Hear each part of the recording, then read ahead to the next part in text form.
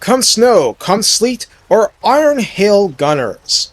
It took a while to work my way here logically, but you've been asking me to show how to make use of this unit. What I learned was kind of funny, really. With Miao Ying especially, it's not like you need tons of them for their best and most important job.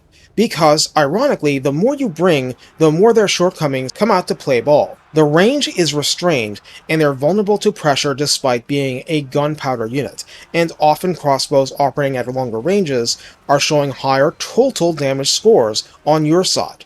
But that's deceptive. When a unit needs to be smashed here and now, a hail of iron reduces a skullcracker to scrap. Recruited for 500 gold and 125 upkeep, meaning that this unit is actually a fair bit more affordable than Jade Warrior crossbows, which, as I have mentioned, are very versatile and hard to mess up. You get the same 90 entities and 6010 health between them as the crossbows, but armor is only 30 in this case, and it's not going to get Jade-specific buffs in the tech tree.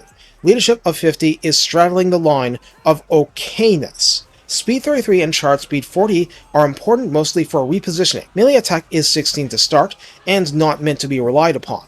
Attack interval 4.3 seconds, no splash damage. Melee defense is like the Jade Warrior crossbows, but with a lot less armor to work with. So that's melee defense 16. Weapon strength 24, split base 21, and armor piercing 3 is the same, so it'll resist some zombie melee attacks, not that you want it to have to. Charge bonus is 6 and mass is 90. For ranged, ammunition is the healthy standard of 22 volleys, range of 90 meters.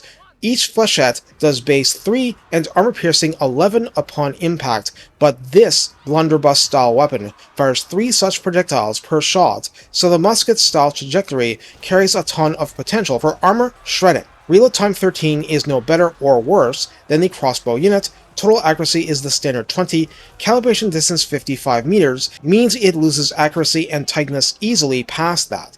Calibration area 1.8 meters means it's far more tightly clustered than crossbows against specific targets, such as charging ogres, but remember that phrase beyond 55 meters, and that's a pretty short distance. There is no multi-target penetration, but as I've said, dead entities stop no flechettes. Yin Battle Harmony means you can get leadership plus 4, speed plus 4% for repositioning, and reload skill 12 up to a Dragon Lord enhanced leadership plus 8, speed plus 8%, and reload skill plus 24.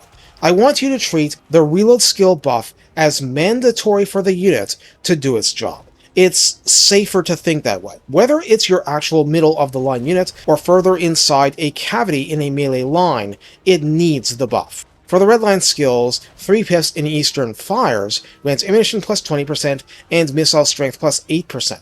Now, ammunition is irrelevant unless you were running out of it.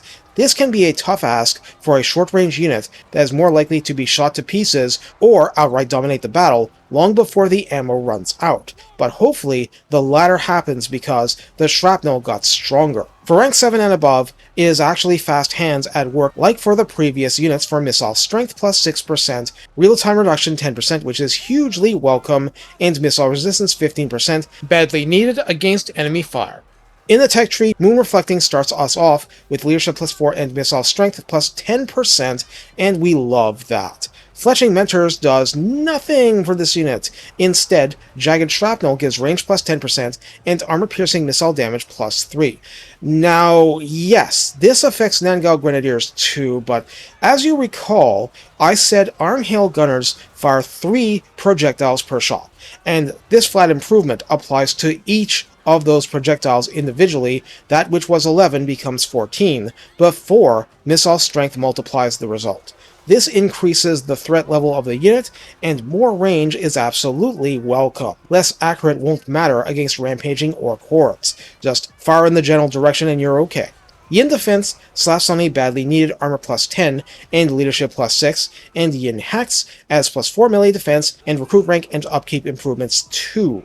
Don't discount inner speed for plus 20% speed though. Repositioning can be a life or death situation. So how do we use Iron Hail Gunners? My experience with Miao Ying, who has a recruit rank and damage buff for them on top of ammunition plus 20% faction-wide, and borderline broken reload time reduction help late in her skill tree.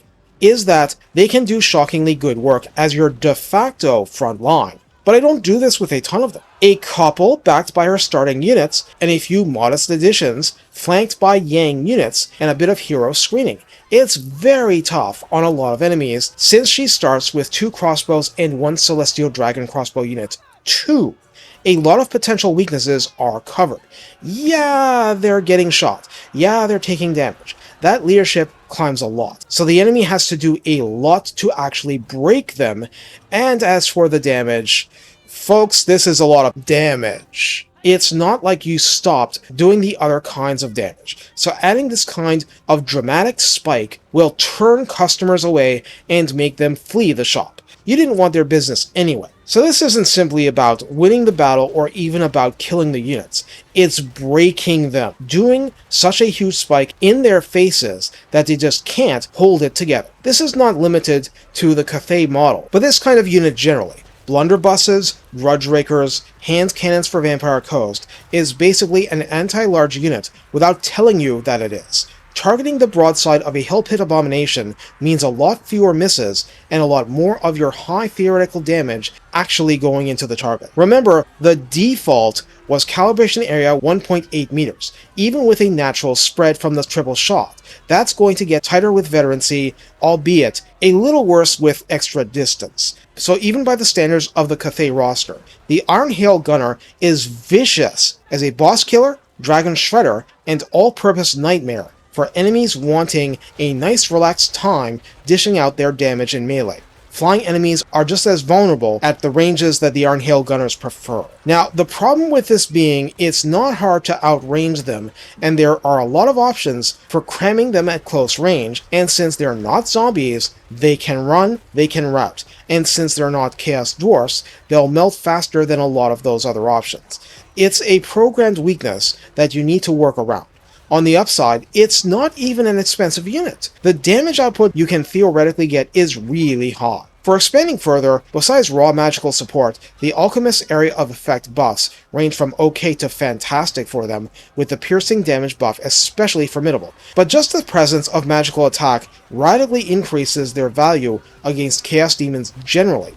And, for specialized situations, Flaming Attack may bypass their best damage source for the input numbers, but Flaming Attack against a vulnerable target is a powerful multiplier that'll make every armor-piercing shrapnel hit that much deadlier. That and Gate Masters with contagious range increases help a lot, and for the one other bugbear, shielded units, Crane Gunners and even the humble Sky Lantern dish out Shield Breaker to make breaking those units even faster. Like I said, you don't even necessarily want a lot of them because being outranged is bad, but as long as you have that covered, a couple in a key place can do a lot to make your army tougher against thorny threats. You need to burn Tamarkan down to ashes? They're vulnerable to his tricks too, but the damage gets you in the game. Please like, subscribe, and tell me what you think to help me level up this channel. Take care, and have fun bringing inclement weather to the enemy's apex predators.